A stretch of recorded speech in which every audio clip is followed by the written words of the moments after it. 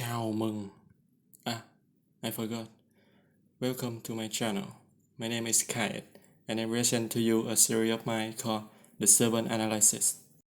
Or you can call it what Kayet do if he got too much free time.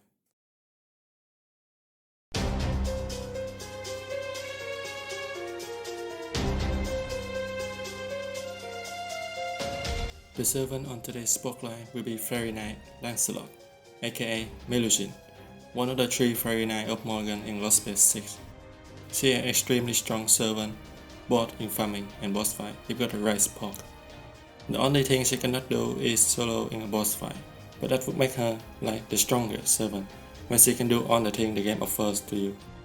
Gameplay aside, she also a great waifu for, of course, Lolicon. Yeah, you there. I'm looking at you. You better sleep with one eye open. Personally, I find she's cute. And that's all. Give her headband and the FBI may forgive you.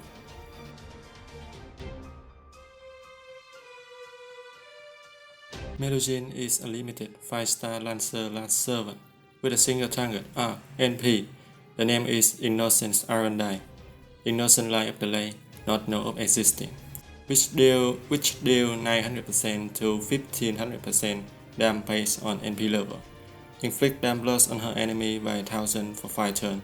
Gain her 10 star for the next turn, also increasing her NP gain to from 20 to 40% before damage based on overcharge. Melusine's first skill is Rayon Hot B, which grants her 20 to 40% attack, apply them cut by 500, increase her max HP by 1000 to 2000 on 3 turns, increasing her NP growth by 20 to 30% on level 10. The skill has a cooldown of 8 to 6 turns. Her second skill is Parry Dancer B. This skill gave her 2000 to 5000% star assault for 3 turns. Immediately gave her 5 to 10 star and generate 5 to 10 star per turn for 3 turns.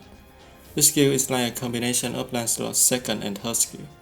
Yes, that makes sense because she's the one who was blessed with the name LANCELOT by Morgan after all. This skill has the cooldown of 7 to 5 turns. Oh, and minor detail here. If you can summon her, but you can. What a loser. She actually declares you as her lover, while her queen, which is Morgan, has also already declared you as her husband. Once again, if you manage to summon her, but you also can. Look like it's just LANCELOT being LANCELOT, I see. Lately, I say that her NP is a single target NP, right? Well, yes, but actually no. So now it gets a little bit complicated because of her third skill. This skill also made her become one of the most unique servants in the realm right now, with the ability to change for mean battle, or should I say ascension. Her third skill is Ray Horizon A, which gave her like 100% NP gold. Let me explain. This skill has 2 kinds of effects. The first effect is increase NP gold by 50 to 100% NP gold. Apply invincibility for 1 turn and change her form into her third ascension, which also gave her NP tab. Change her NP tab to AoE booster, occur when using it in her first and second ascension. The second effect occurs when using her third ascension, which gave her 20 to 30% NP damage and 1 turn invincibility. This skill has the cooldown of 7 to 5 turns based on level. Her booster AoE NP name is Hollow Heart Alluvion, the innocent heartbeat that no one knows. Deal 300% to 500% damage. Apply ignore invincibility before damage. Inflict burn, which deal 1000 damage per turn for 5 turns. And increase burster card effectiveness by 20 to 60% before damage for 3 turns based on overcharge.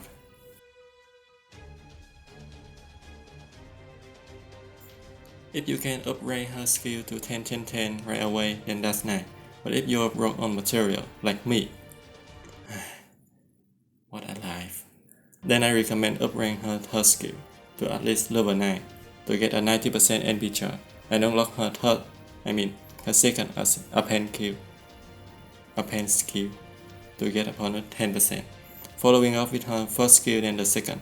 Also recommended using her first two ascension in daily farming because a shape chart. What am I saying? I should have gone to the speaking lot more frequently. A shape chart 100% NP with no C is beyond the limit of 30% NP damage. It's like comparing a Matt Limerick Kaleidoscope to a Matt Limerick Angel Song. So in conclusion, I will just make it short and clear that if you are planning on using her on boss fight, you must use her single target NP, which is her first two ascension, and you shouldn't use her third skill. Farming wise, also use her first two ascension, but immediately activated her third skill to charge up to 100% NP, and also change her NP 10 from single target to AOA.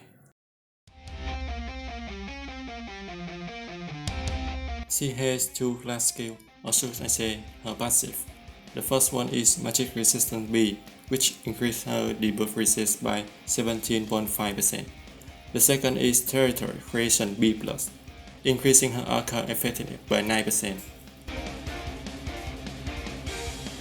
Her three append skill, or should I say passive but random, consists of follow-up technique improvement, increasing her extra attack damage by 30 to 50%.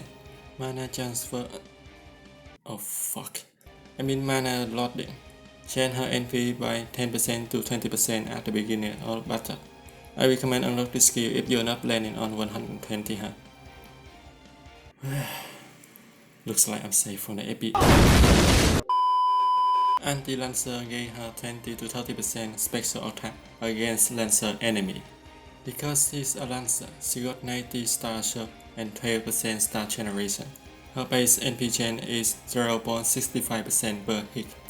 With a total of 2 archer, each have 3 hits, and her arc NP has 5 hits with an increased NP generation effect, so she can load with ease. Small detail here, she held the Demonite Beast trait, so she should be doing effective damage to any beast enemy. There's a reason why she was one of the most used servants on the last Tunguska rail last month. I recommended Heaven's Field, Black Rail, and any series that can increase NP or booster damage without having a starting NP goal for farming. Both fight wise, I'm still recommending Heaven's Field, Black Rail, also Die to Blue, Bending Summer, Royal Icing, Ocean Flyer, Halloween Princess, Heavenly Demon Princess. Heavenly Demon Princess. Boss fight or challenge West, just use a double Castoria or Tamamo and Castoria. If you don't have both of them, try using Mozart or Paracelsus with a support Castoria and you'll fine to go. Farming wise, she can only 3 turn farm to her full extent if you have Koyan Scar of Dark. Her first skill max out and Oberon the second skill max out, and also Melusine first skill max out. But if the condition is satisfied, the damage output is only second to when you cross decline your confession. Because she's a new generation servant, her animation is splendid.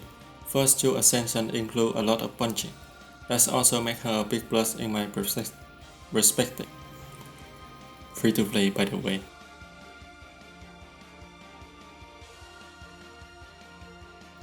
The third ascension, she used her two lands, I forgot what their name was. While not revolving on punching anymore, she still looked pretty cool, controlling her lance to cut down the enemy.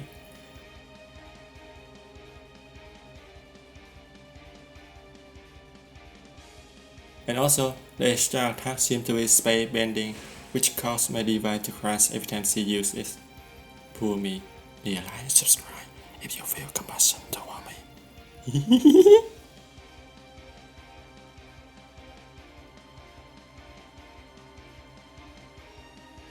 Very high damage output, charge up to 100% NP. 2 types of NP available for boss fight and farming. Kill waifu material. Her artists really love her. Love her a lot.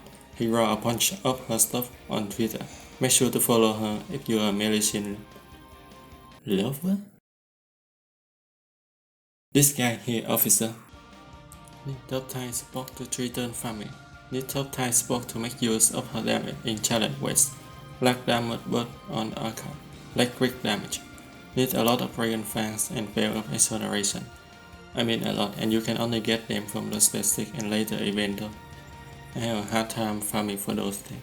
Let's just say that I can live up to 80 years old, then I have spent half of my life farming for those things. She will make her first debut in NA in July 2023, and then have a rerun on Christmas 2023.